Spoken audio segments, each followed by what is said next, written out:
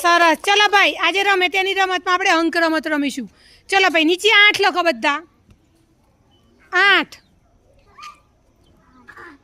8 લખ્યા. ચલો ઊભા થઈને 8 કૂદકા મારો. બોલો 8. Very good. 8 જ. ચલો લખો 9. 9 લખ્યા બધાએ. ચલો 9 કૂદકા મારીશું. Very good. 6 લખો. 6 લખ્યા. તો ચલો 6 કૂદકા મારો.